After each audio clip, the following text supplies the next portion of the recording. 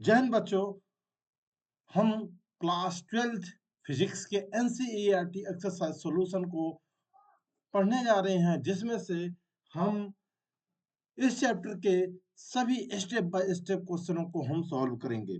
जितने भी एक्सरसाइज में हमारे सॉल्यूशन क्वेश्चन है, उनके हम सॉल्यूशन को डिस्कस करेंगे। यह अल्टरनेटिव करंट के चैप्टर 7 जो एनसीईआरटी 7 में दिए हुए हैं, न्यू वाली एनसीईआरटी में, उनके हम क्वेश्चनों को डिस्कस करेंगे। तो यह क्लास आप लोगों के लिए, जो बच्चे तैयारी कर रहे हैं NEET, JEE and CBSE board का पेपर देने जा रहे हैं, स्टेट बोर्ड का पेपर देने जा रहे हैं, तो उनके लिए बहुत सफिशिएंट क्लास होगी। तो स्टार्ट करते हैं बिना समय गवाए हुए अल्टरनेटिव करंट एक्सरसाइज सॉल्यूशंस। ठीक है, पहला क्वेश्चन दिया है ये कि 100 ओम का एक रजिस्टर्ड है जिसमें से 220 वोल्टेज के एसी में 50 हर्ट्ज के एसी सप्लाई है, उसमें कनेक्टेड है। तो सबसे पहले हमें बताना है कि what is the RMS value of current in the circuit. एक सर्किट है जिसमें से अ, केवल ओनली फॉर ऐसे देखा जाए तो अ, ये सर्किट है जिसमें एसी सप्लाई है। इसमें एसी सप्लाई है, V equal to 220 voltage and जिसकी फ्रीक्वेंसी है 50 हर्ट्ज, ये कह रहा है। एंड इसको जो रजिस्टर्ड है, ये रजिस्टर्ड हमारे पास 100 ओम का लगा हुआ। इसमें हमें बताना है कि सबसे पहले इस सर्किट में आरएमएस करंट कितना है, ये बताना है। ठीक है, तो स्टार्ट करते हैं। तो देखिए, सबसे पहले हमें गिवन क्या क्या है वो भी, ये तो दे दिया हमने गिवन क्या क्या है। अब हमें आई आर एम एस निकालना है, यानी करंट का। आई आर एम एस यानी रूट मीन स्क्वायर का सबसे पहले हम इसको फॉर्मूला लिखते हैं कि इसमें V R M S upon R. एक तो ये फॉर्मूला, वैसे तो पीक वैल्यू का भी एक फॉर्मूला होता है, यहाँ पर मैं लिख देता हूँ जिसका उपयोग इसमें नहीं होगा। I R M S equal to होता है peak value, peak current upon under root two. इसका यहाँ पास यूज नहीं होगा, तो मैं यहाँ पर लिख देता हूँ, कोई बात नहीं। इस फॉर्मूले का यहाँ यूज होना है। तो I R M S equal to V R M S हमारे पास दिया है, ये वी आर एम एस दिया है, वी आर एम एस दिया है यहाँ पास हमारे पास 220 वोल्टेज। ठीक है, 220 वोल्टेज एंड रजिस्टर दिया है 100 ओम। इसमें से जीरो से जीरो काट दोगे तो आएगा हमारे पास, ये जीरो हटेगा तो पॉइंट में आ जाएगा पीछे, ये 2.2 ओम एम्पियर। ठीक है ना, ये करंट आ गया। तो आई आर एम एस जो वैल्यू हमारे पास आई, I R M S value हमारे पास आई 2.2 एम्पियर इसमें आया। अब सेकंड कह रहा है बी वाला, इसमें what is the net power consume over a full cycle. एक फुल साइकिल में पावर, नेट पावर कितना होगा, फुल साइकिल में बताना है। तो एवरेज वैल्यू जो होती है, average V R M S का square by R into R, ये फॉर्मूला होता है इसका। V R M S, sorry, I R M S, I R I R M S square, इसका क्योंकि जो पावर होता है उसका फॉर्मूला वी आई कह सकते हैं, वी आई भी होता है, और पावर का फॉर्मूला आई स्क्वायर आर भी होता है। ये दोनों फॉर्मूले होते हैं इसके। ठीक है, ध्यान दीजिएगा। अब तो अब इसमें हम वैल्यू पुट करेंगे। एवरेज यानी नेट, जिसको हम कहते हैं नेट पावर, नेट पावर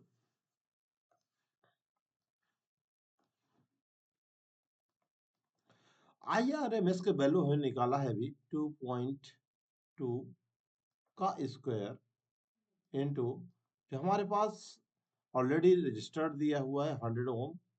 ठीक है, तो अब इसको जब करते हो तो हमारे पास आ जाता है, यानी 22 का स्क्वायर करेंगे तो 484, इसका ये वैल्यू आती है। और इसमें पॉइंट लगाना है, तो इसमें 2 और 20 का मल्टीप्लाई होता है, तो 4.84 इतना आता है और 100। जब हम 100 का हम मल्टीप्लाई करेंगे तो हमारे पास आएगा 484 वाट। ठीक है, ये इसका आंसर आया। यानी हमारे पास जो आंसर मिले, ए का जो IRMS का जो वैल्यू मिली है हमारे पास, IRMS हमें मिला कितना, IRMS पहले के लिए 2.2 एम्पियर एंड पी नेट यानी नेट पावर नेट या नेट पावर हमारे पास 484 वाट आया है। तो इसको हम फाइनल आंसर मानेंगे दोनों के। ठीक है, ये दोनों के आंसर हुए। ओके, ये फर्स्ट के लिए है और ये सेकंड के लिए। ये हमने इस प्रकार से इस क्वेश्चन को डिस्कस करा।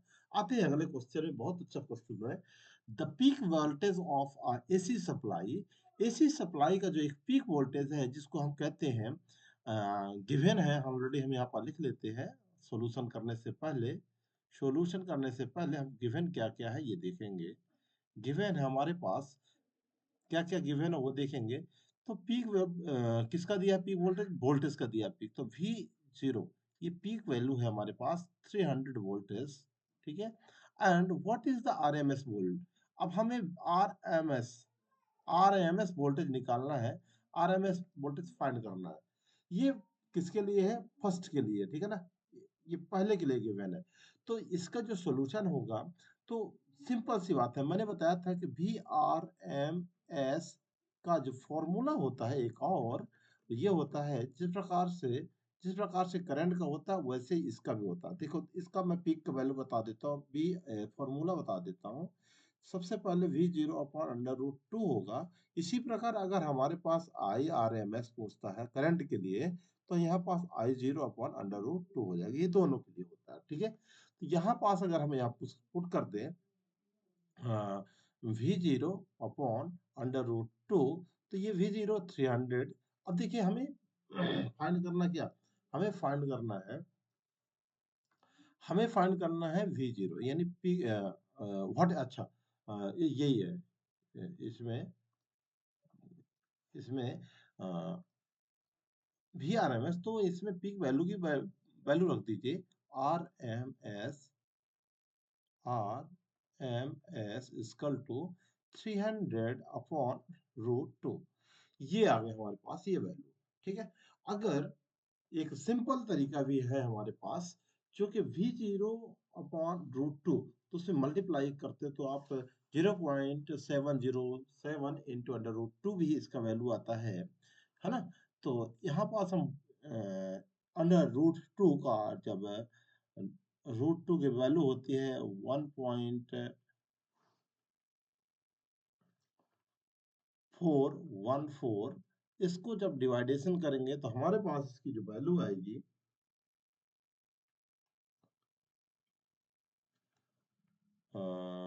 एक पॉइंट हटाओगे ऊपर जाएगा, 14 ने 2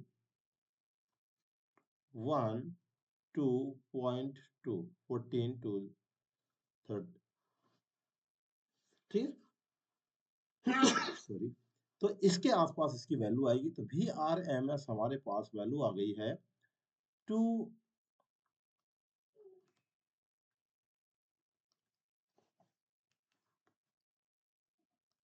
12.2।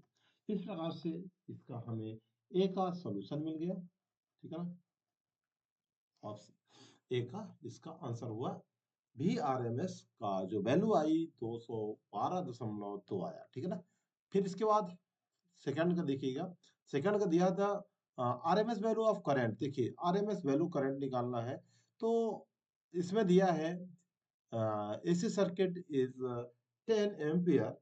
तो हमारे पास IRMS, तो what is the peak value. देखिए पीक वैल्यू घुमा करके पूछा, RMS का मान दिया है 10 एम्पियर एंड I0 हमें क्या करना है, फाइंड करना है उसका मान। तो हमें क्या करना पड़ेगा, इसका फॉर्मूला फाइंड करना है। तो I0 इक्वल टू हो जाएगा, इसका मल्टीप्लाई करोगे तो यहाँ पास I R M S into under root 2, इसका वैल्यू ये आएगा। ठीक है, तो IRMS का मान हम यहाँ पास रखेंगे, कितना आएगा, तो यहाँ पास गिवन है 10 एम्पियर एंड रूट 2 इसका मान आएगा। तो 10 रूट 2 इसका आंसर आ गया, काम खत्म। ठीक है, समझ में आई बात? तो इसका जो आंसर आया कितना आया, इसका जो आंसर आया I0 का आंसर आएगा I0 इक्वल टू 10√2। ठीक है, 10√2 इस प्रकार से इसका आंसर आएगा फाइनल, राइट। यहाँ एनसीईआरटी के सॉल्यूशन को अगर आप लोग यहाँ तक कर दे रहे हो ना, यहाँ तक देखिए, यहाँ तक कर दे रहे हो तो ये भी हमारा आंसर माना जाएगा। ठीक है, तो यहाँ कैलकुलेशन ज्यादा करने का आवश्यकता नहीं है, पेपर में आता है। तो आप इतना फाइनल कर दीजिए आंसर, √2 का वैल्यू भी पुट कर सकते हो 1.414, राइट।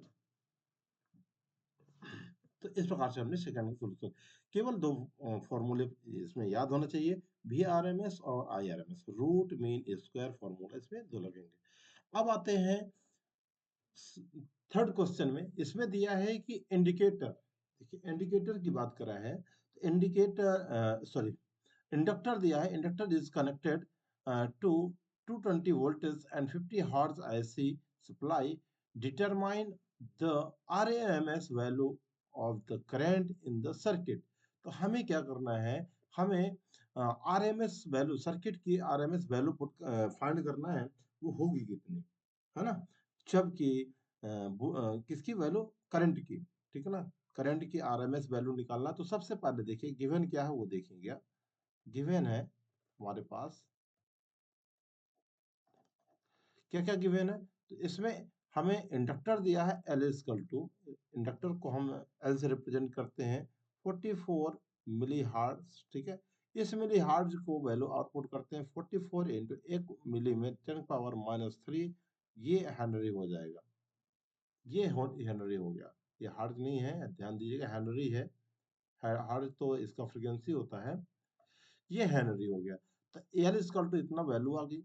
अब इसके बाद इसमें VRMS देखिए 220, ये हमेशा जो वैल्यू होती है ना, ये RMS में होती है, ध्यान दीजिएगा, जब तक कि पीक वैल्यू उसमें गिवन ना हो। ठीक है, तो VRMS equal to 220 voltage and frequency given है हमारे पास 50 हर्ट्ज, इतना दिया। ठीक है, अब हमें यहाँ से सबसे पहले IRMS फाइंड करने के लिए ऑलरेडी हमारे पास फॉर्मूला गिवन है VIRMS, क्योंकि करंट बराबर होता है voltage upon frequency, voltage upon register. ठीक है ना, तो इसके लिए फॉर्मूला जब इंडक्टर लगा होता है उसके लिए हमारे पास IRMS का फॉर्मूला होता है IRMS equal to VRMS upon XL। ठीक है ना, यहाँ पास क्या है, XL दिया हुआ है। इसी में हमें XL को हम आइडेंटिफाई करेंगे, रिएक्टेंस, इंडक्टिव एंड XC अगर दिया होगा तो रिएक्टेंस कंडक्टिव बोलते हैं। ठीक है ना, तो इस प्रकार से ये एक नया फॉर्मूला है इसके लिए। और यहाँ पास और एक इसी का फॉर्मूला XL का फॉर्मूला हो जाएगा, XL का फॉर्मूला हो जाएगा ओमेगा L। ठीक है ना, ये होता है इसका फॉर्मूला। और ओमेगा यहाँ पास एंगुलर फ्रीक्वेंसी है, एंगुलर फ्रीक्वेंसी का जो वैल्यू पुट करेंगे 2πf, ये हमारे पास इंपॉर्टेंट फॉर्मूले हो गया। ठीक है ना, ध्यान दीजिएगा, इन्हीं फॉर्मूलों को हम यूज करेंगे। तो हमारे पास IRMS गिवन है, फॉर्मूला गिवन है, तो VRMS के वैल्यू पुट करेंगे यहाँ पास, देखिए VRMS अपॉन XL, और यहाँ पास और आगे VRMS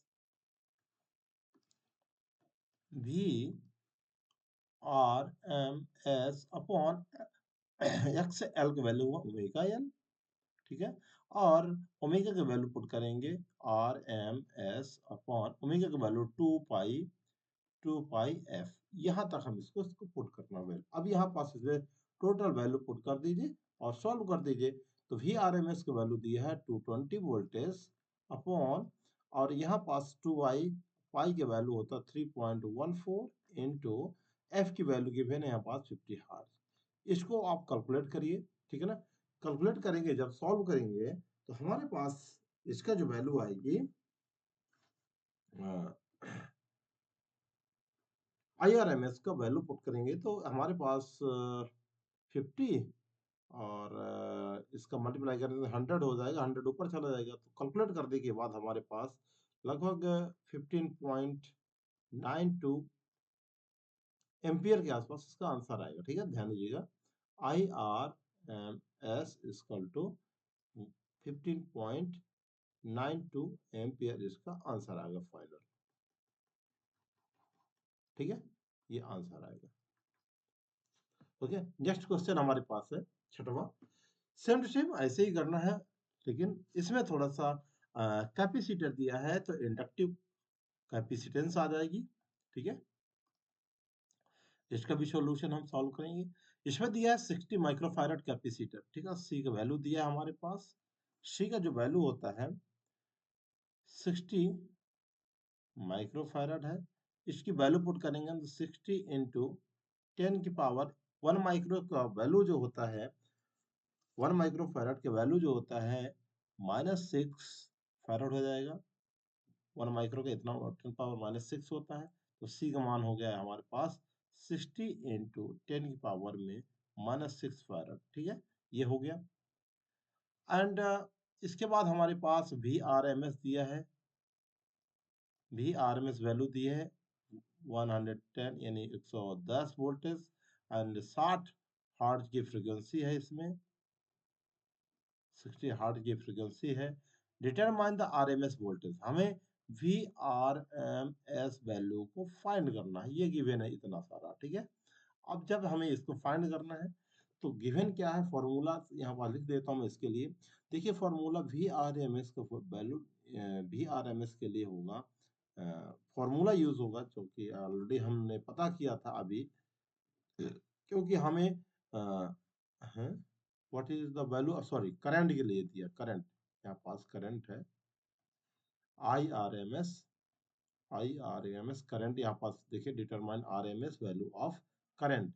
तो करंट का जो फॉर्मूला है IRMS, आई बराबर VRMS अपॉन R, इसका ये फॉर्मूला हम यहाँ पास यूज करेंगे, इस फॉर्मूले का यूज करेंगे। ठीक है, और ये देखिए आर की जगह अब यहाँ पास ये रजिस्टर्ड है, तो यहाँ पास हम कैपेसिटर यूज कर रहे हैं, तो उसके लिए फॉर्मूला हो जाएगा रिएक्टेंस कैपेसिटेंस। ठीक है ना, ये कैपेसिटेंस आ जाएगा C। ठीक है, अब यहाँ पास XC का जो वैल्यू होगा, XC रिएक्टेंस कैपेसिटेंस का जो वैल्यू होता है 1/ओमेगा C होता है, और यहाँ पास ओमेगा के वैल्यू पुट करेंगे तो 2πf आएगा। ठीक है, इतने सारे इसमें फॉर्मूले हैं, इतना ही फॉर्मूला यूज होगा, ये वाले फॉर्मूलों का हम यूज करेंगे। राइट, अब हम आगे बात करते हैं इसके सॉल्यूशन को। तो यहाँ पास हम लिखते हैं IRMS equal to VRMS upon XC।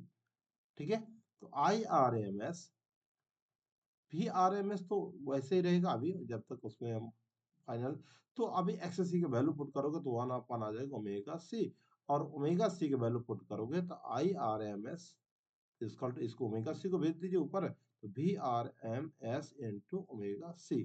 Omega C का वैल्यू पुट करिए IRMS equal to VRMS into 2πfc। ये इतना सारा हमें फॉर्मूला बन गया। अब इसमें कुछ नहीं करना, हमें पुट करना है, बस हो गया उठा करके इसमें हमें पुट कर देना वैल्यू। तो V, ये IRMS इक्वल टू होता है, इसमें फॉर्मूला वैल्यू होती है हमारे पास VRMS into 2πf omega 2πc, sorry omega के दो वैल्यू हमने पुट कर दिया है, यही फॉर्मूला। हाँ, 2πfc, 2πfc इसकी वैल्यू आ गई है। तो IRMS इक्वल टू आएगा, यहाँ पास इसकी वैल्यू जब हम पुट करेंगे, देखेंगे, रखेंगे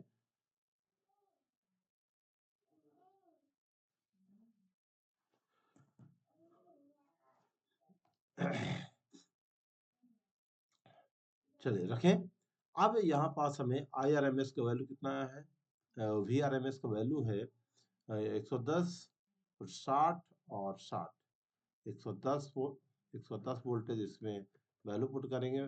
110 वोल्टेज 2 into पाई की वैल्यू है 3.14 एंड एफ का मान है हमारे पास 60 हार्ट्ज एंड 60 into 10 पावर में -6 इतना। अब इसको हम जब कैलकुलेट करेंगे R M S equal to 110 यानी 2 3 3.4 और 6 इसको जब हम कैलकुलेट करेंगे फाइनल तो हमारे पास इसका जो आंसर आएगा 110 22 तो 210 220 6 36 तो एक बार इसको मैं कैलकुलेट करता हूँ। थोड़ा सा ऐसे कैलकुलेशन के लिए आप कैलकुलेटर का यूज कर सकते हो, लेकिन एग्जाम में ऐसा नहीं है, आप मिनिमम इसको कैलकुलेट करना ही पड़ेगा। ठीक है, हमारे पास आएगा लगभग 2 4 8 6 इंटू 10 की पावर में -6 इतना इसका आंसर आएगा। अब इसमें 6 जीरो हटाओगे 1 2 3 4 5 6 यानी इसमें हमारे पास जो आंसर आएगा 2.4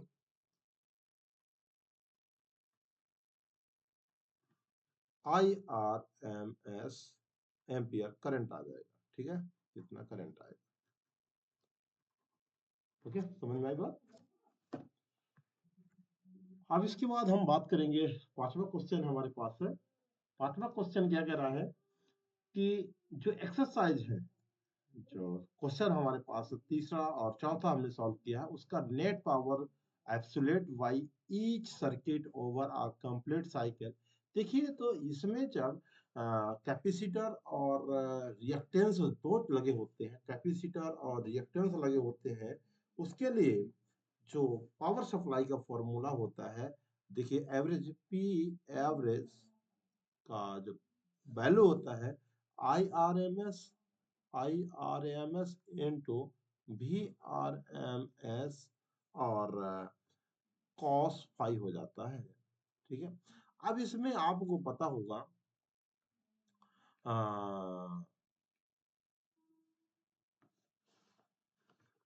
इस तीसरे वाले क्वेश्चन में देखिए, जब इंडक्टर लगा होता है, जब इंडक्टर जब इंडक्टर होता है तो उसमें फेज डिफरेंस जो होता है, फेज डिफरेंस फेज डिफरेंस जो होगा यानी फाई फाई पाई बाई 2 का उसमें डिफरेंस होता है।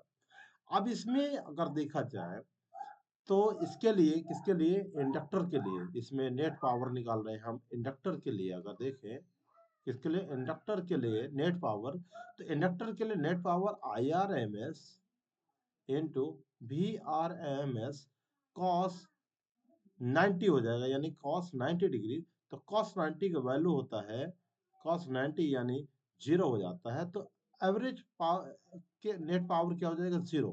तो ये समझिएगा कि इसमें फेज डिफरेंस, क्योंकि वोल्टेज करंट एंड वोल्टेज के बिटवीन जो फेज डिफरेंस होगा इसमें 90 डिग्री का डिफरेंस होता है। इसी प्रकार कैपेसिटर की बात करते हैं हम, तो कैपेसिटर में कैपेसिटर में कैपेसिटर में भी फेज डिफरेंस जो फाई होता है वो भी पाई बाई 2 का डिफरेंस होता है उसमें। तो उसके लिए भी जब हम कैपेसिटर कैपेसिटर कनेक्ट करेंगे तो कैपेसिटर में भी जो पी ए वी एवरेज होगा हमारे पास, यहाँ वैल्यू पुट करोगे फाई का, तो हमारे पास क्या आएगा, IRMS VRMS कॉस 90, तो इसका भी वैल्यू क्या हो जाएगा, 0 हो जाएगा। तो फाइनल आंसर ये पता चला कि ये पता चला कि जो नेट पावर होता है दोनों सर्किट का, मतलब इंडक्टर में जब इंडक्टर लगा होता है और कैपेसिटर लगा होता है, तो कंप्लीट साइकिल में एवरेज पावर क्या होती है, 0 होती है दोनों के लिए। समझ में आई बात। ओनली फॉर रजिस्टर में नेट पावर मिलता है, बस हो गया। ठीक है, जो कि हमने फॉर्मूला में बताया था, दो फॉर्मूले होते हैं रजिस्टर के लिए। समझ में आई बात। अब इसके बाद आते हैं, छठवां क्वेश्चन है, अ चार्ज 30 माइक्रोफैरड कैपेसिटर। देखिए सॉल्यूशन इसका, C इक्वल टू दिया है 30 माइक्रोफैरड, इसमें एक कैपेसिटर लगा हुआ है, 30 इंटू 10 की पावर में -6 फैरड हो जाएगा। एंड उसी में क्या दिया हुआ है, एक इंडक्टर लगा हुआ है L इक्वल टू 27 मिली है हर्ट्ज का, ठीक है ना, कितने हर्ट्ज का, सॉरी हेनरी का। तो 27 इंटू 10 की पावर में -3 इसमें हेनरी हो जाएगा ये inductor. What is the angular frequency, हमें एंगुलर फ्रीक्वेंसी पता करना है ओमेगा, या angular frequency of 3 oscillation of the circuit, ठीक है। तो इसमें ये बताना है हमें कि पूरे साइकिल में, मतलब फ्री ऑसिलेशन कंडीशन में कि एंगुलर फ्रीक्वेंसी क्या होती है वो बताना है, ठीक है। तो उसके लिए सबसे पहले जब L और C R, ये LCR सर्किट में आपको पता है कि जो अगर किसी सर्किट में अगर हमारे पास इंडक्टर कैपेसिटर दोनों जुड़ा होता है, देखिए जब हम इंडक्टर जोड़ते हैं, कैपेसिटर जोड़ते हैं, और ये इंडक्टर जोड़ते हैं, ऐड करते हैं किसी भी अल्टरनेटिंग करंट के साथ, तो ये C है और L है। इसके लिए जो एंगुलर फ्रीक्वेंसी होती है 1/√LC के बराबर होता है, 1/√LC के बराबर होता है। तो ओमेगा इक्वल टू होता है 1/√LC, इसमें वैल्यू पुट करेंगे तो यहाँ पास हम एक ओमेगा स्क्वायर आ जाएगा इधर साइड, और बचेगा यहाँ साइड LC। तो यहाँ पास LC का जो वैल्यू पुट करेंगे, L के पहले वैल्यू पुट करिए, तो 7 इंटू 10 की पावर में -3 एंड 30 इंटू 10 की पावर में -6, ये आएगा इस प्रकार से। तो ओमेगा स्क्वायर इक्वल टू आएगा हमारे पास, इसको कैलकुलेट करने के बाद यहाँ आप रूट भी लगा सकते हैं। कैलकुलेट करने के बाद 1/8, 1 इंटू 10 की पावर है -8। जब आप यहाँ पास इसको फाइनल स्क्वायर चढ़ाएंगे तो ओमेगा इक्वल टू आएगा 1/√81 इंटू 10 पावर -10। तो इसका अंडर रूट कितना होगा, नन बाई के, यानी 9 इंटू, और इसका 8 होता है तो आधा हो जाएगा 10 की पावर में 4, ठीक है। तो इस प्रकार से 1/9 की जो वैल्यू आएगी ऊपर जाएगा तो 1/9 यानी 0.1, यानी आकर 10/9 कर दो तो ये आ जाएगा 10 की पावर में 3। तो ओमेगा इक्वल टू आ जाएगा यानी 1.1, यानी कि 10 क्योंकि 9 कम 9, 9.9 इंटू 10 की पावर में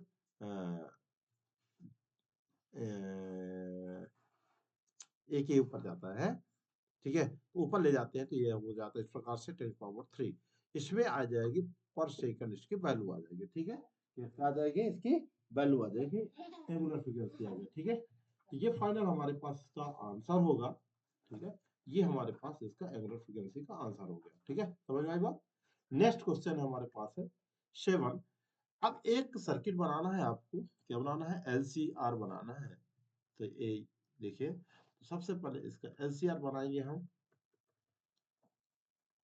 ये हुआ हमारे पास L, और ये C, और ये R, ठीक ना, और इसको एक अल्टरनेटिंग वोल्टेज के साथ हम यहाँ पास ऐड कर देते हैं। एक यहाँ पास जो दिया है L, दिया हमारे पास कितना, L इक्वल टू गिवन है 1.5 हेनरी, ठीक है। C गिवन है यहाँ पास 35 माइक्रोफैरड, ठीक है। और R दिया है यहाँ पास, R दिया है 20, यहाँ पास देखिएगा ये 20 ओम दिया है, यहाँ पास 20 ओम, ठीक है ना, कितना दिया, 20 ओम, इस प्रकार से दिया है। Connected to a variable frequency 220, यहाँ पास V इक्वल टू दिया है 200 वोल्टेज, जो RMS दिया है, RMS वोल्टेज दिया है हमारे पास, VRMS equal to 200 voltage supply when the frequency of supply equal natural frequency of the circuit। देखिए होता क्या है, जब फ्रीक्वेंसी और नेचुरल फ्रीक्वेंसी के बिटवीन अगर कोई सर्किट कनेक्ट होता है तो उसमें होता रीजन क्या है, उसका मेन रीजन है कि जो फ्रीक्वेंसी होगी, और नेचुरल फ्रीक्वेंसी के केस में रेजोनेंस होता है हमारे पास।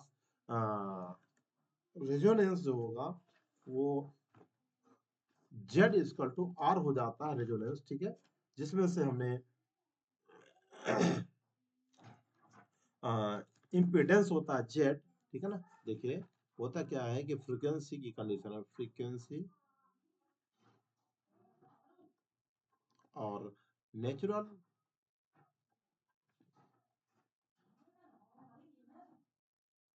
नेचुरल फ्रीक्वेंसी की केस में जो Z होगा वो R के बराबर हो जाता है, ठीक है।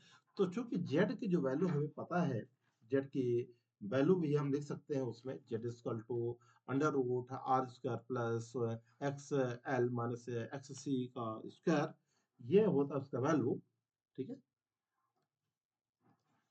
तो इस कंडीशन में ये हो जाता है, ओके।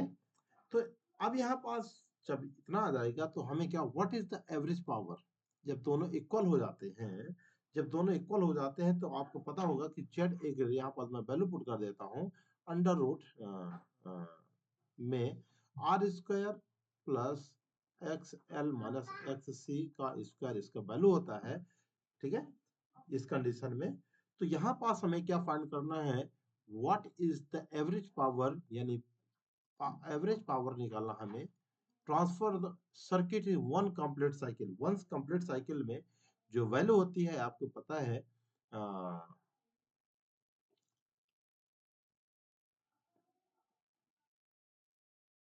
वैल्यू होगी हमारे पास P बराबर, P इक्वल टू, कई कंडीशन में हम पढ़ते हैं, तो V स्क्वायर VRMS का स्क्वायर बाई, यहाँ पास देखिए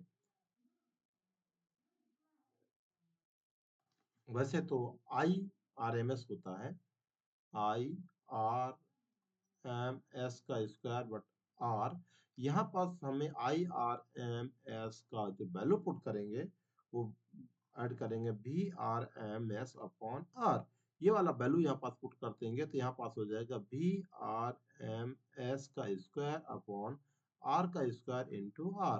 तो R से R कट जाएगा, आएगा हमारे पास VRMS का स्क्वायर, ये वाले R से R कट जाएगा, एक नीचे R बचेगा, बस हो गया। अब इसमें हमें पी एवरेज हमें फाइंड करना था, वो आएगी वैल्यू, यहाँ पास हमें ऑलरेडी गिवन है 200 वोल्टेज, ठीक है ना, तो 200 का स्क्वायर हमें यहाँ पास आएगा, और आर देखिए, आर यहाँ पास हमारे पास रजिस्टर गिवन है 20 ओम, ठीक है।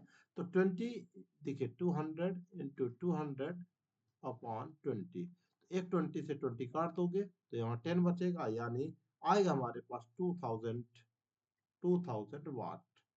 ये एवरेज वन साइकिल में हमारे पास आ गई है, इतना आ गया, ठीक है ना, वन साइकिल में जो पावर आया है वो इतना आया है, ओके। अब हमारे पास ये लास्ट क्वेश्चन बचा, बहुत अच्छा क्वेश्चन है, ABC 3 क्वेश्चन है, इसको बड़ी डिटेल से हम सॉल्व करेंगे। अब देखिए LCR सर्किट है हमारे पास, और इसमें फ्रीक्वेंसी है यहाँ पास 230 वोल्टेज की, ठीक है ना, इसमें जो VRMS है इतना दिया हुआ है, 230 वोल्टेज सोर्स है, और उसमें जो L लगा हुआ है 5 हेनरी का है, C लगा हुआ है कैपेसिटर 80 माइक्रोफैरड का, मिली फैरड का, और जो रजिस्टर है 40 ओम का लिखा हुआ है, यहाँ पास ओम है, ठीक है ना, ध्यान दीजिएगा 40 ओम का। तो सबसे पहले हमें पता करना है कि determine the source frequency, source frequency को हमें पता करना सबसे पहले, ठीक है। तो सोर्स फ्रीक्वेंसी में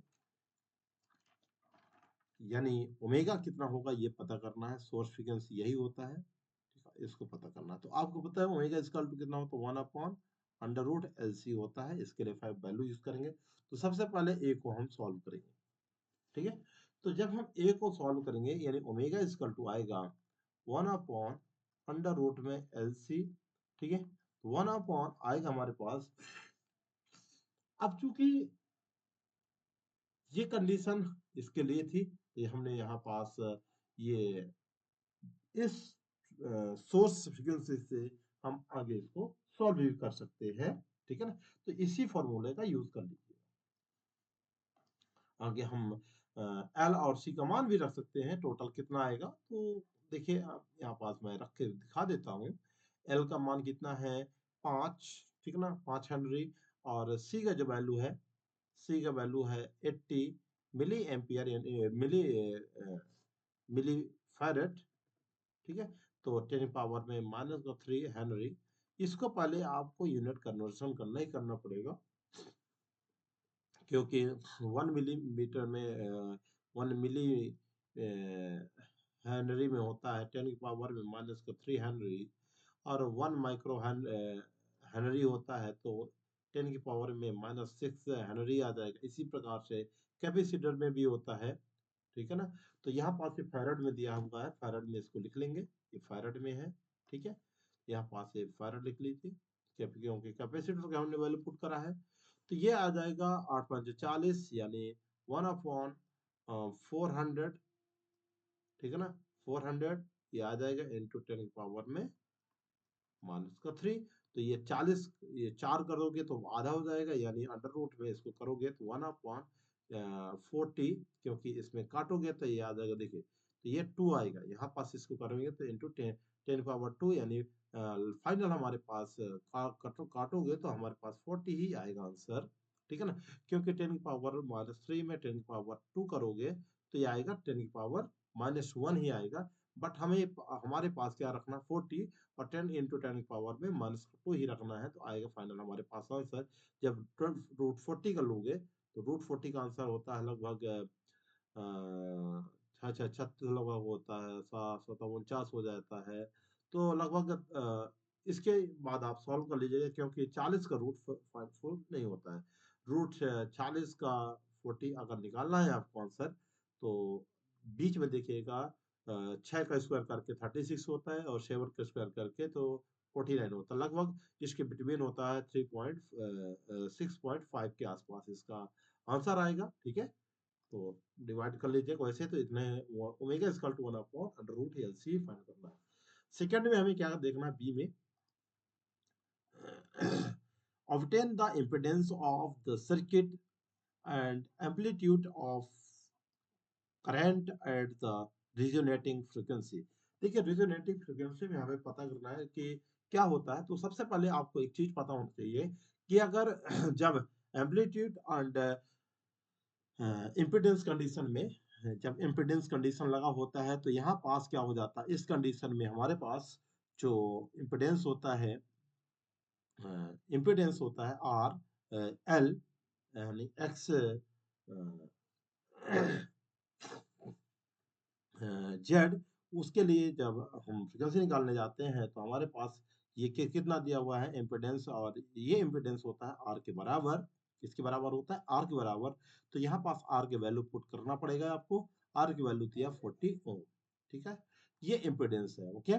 इसमें से अब हमें जेड का मान निकालने के लिए क्या करना पड़ेगा। तो जेड का मान देखिए सेकंड में होता क्या है कि जब कंडीशन होती है, जब जेड आर के बराबर होता है और हमारे पास 40 ओम आया है, तो पीक करंट गिवन है, तो पीक करंट में पीक वोल्टेज अपॉन जेड, क्योंकि आर की जगह जेड आ जाएगा, ठीक है ना। इम्पीडेंस क्या आएगा, इसको हम बोलते हैं इम्पीडेंस, ठीक है।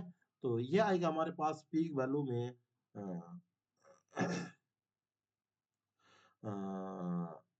V R M S equal to given है V0/√2। मैंने पहले ही बताया था, तो V0 का वैल्यू √2 VRMS, ये पीक वोल्टेज आएगा, ठीक है। तो यहाँ पास जब आप रखोगे √2 VRMS अपॉन जेड, जेड का वैल्यू है 40, ठीक है। तो ऑलरेडी हमें IRMS दिया है, पीक वैल्यू हमें फाइंड करना है। तो I0 इक्वल टू √2, ठीक है ना, इनटू VRMS हमारे पास दिया है 230 गिवन है ऑलरेडी, ठीक है ना। और 40, इसको जब आप कैलकुलेट करोगे तो हमारे पास आंसर आएगा लगभग 8.1 एम्पियर के आसपास, ठीक है ना। ये पीक करंट हो गया। अगला क्वेश्चन क्या है, सी वाला, बोल रहा है कि determine the RMS potential drop, ठीक है ना। पोटेंशियल ड्रॉप हमें फाइंड करना है, यानी वी आर एम एस का पोटेंशियल ड्रॉप फाइंड करना है सी के लिए, ठीक है। So across the three element of circuit shows this potential drop across LC combination. LC combination के बीच यानी यहाँ और यहाँ के बीच LC combination के बीच is zero at the resonating frequency. अगर हमारे पास potential drop क्या है, जीरो है LC करंट के पास तो हमें कितना पता करना पड़ेगा, शो करना पड़ेगा potential drop across LC combination जब जीरो होता है, ठीक है। पोटेंशियल ड्रॉप क्या होता है जब जीरो होता है, ये बताना है, ठीक है। क्या जीरो होता है, हाँ, तो वो फाइंड करना है हमें कि क्या ये जीरो होता है कि नहीं जीरो होता है, ये बताना है। चलिए, इसके लिए होता क्या है कि सबसे पहले हमें पता है कि IRMS IRMS का जो वैल्यू होता है V R M S upon R होता है। तो आई आर एम एस यहाँ पास हमें आर जो गिवन जब जेड इजकल टू जब जेड जब जेड इजकल टू गिवन रहेगा हमारे पास, देखिए क्या होता है, अंडर रूट में R square plus omega L minus omega C का स्क्वायर होता है। तो उस कंडीशन में अगर जेड इजकल टू अगर आर हो जाता तो आर को यहाँ साइड में लेके तो इसके वैल्यू क्या हो जाती है, जीरो हो जाती है। ओमेगा एल का जो मान आएगा जो आर के बराबर हो जाता है। यहाँ पास इम्पेडेंस की वैल्यू पुट करने के बाद यहाँ पास हम क्या कर सकते हैं, V R M S omega इसका ओमेगा सी जो आएगा, यहाँ पास मैंने गलत लिख दिया, थोड़ा सा इसको सुधारना पड़ेगा। एक्स एल माइनस एक्स सी आता है। तो यहाँ पास ये आर है ना, ये किसके लिए आर है, यहाँ पास हम फाइंड करेंगे अलग अलग। एक्स एल इजकल टू यहाँ पास आ जाएगा एक्स सी, जब ये कंडीशन होगी, ठीक है, दोनों इक्वल हो जाएंगे तभी कंडीशन आ जाएगी हमारे पास। तो हमें किसके लिए निकालना है, हमें किसके लिए निकालना, अलग अलग कंडीशन के लिए निकालना है, ये चीज देखना है। तो यहाँ पास क्या निकालना, determine the RMS potential drop three elements circuit so this potential drop across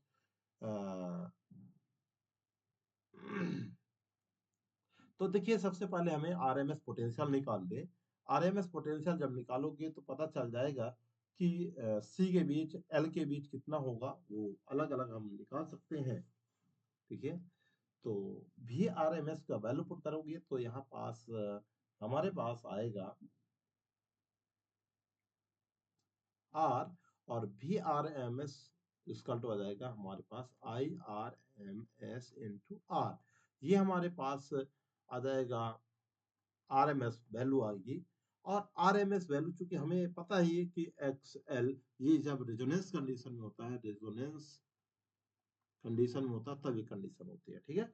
ये जो रेजोनेंस कंडीशन में होता है तो यहाँ पास आर की जगह हमें निकाल लेना, आर एम एस इसका टू आ जाएगा आई आर एम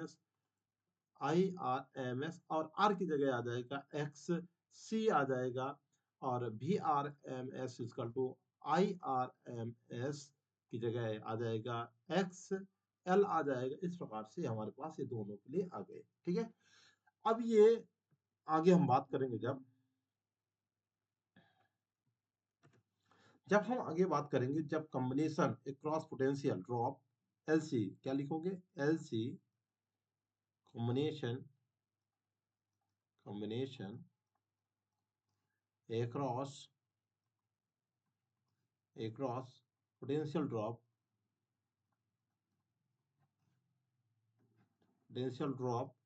तो इसके कंडीशन में जो एल होता है, आर होता है, जेड होता है आर के बराबर हो जाता है, ये पता होना चाहिए, ठीक है।